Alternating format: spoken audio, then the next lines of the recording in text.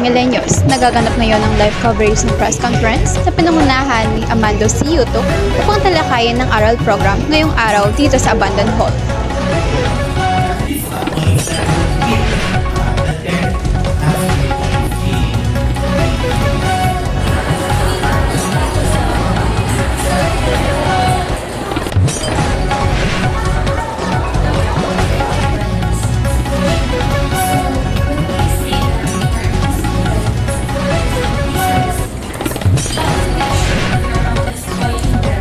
Ako si Pamela Claire Camaya, nagbabalita.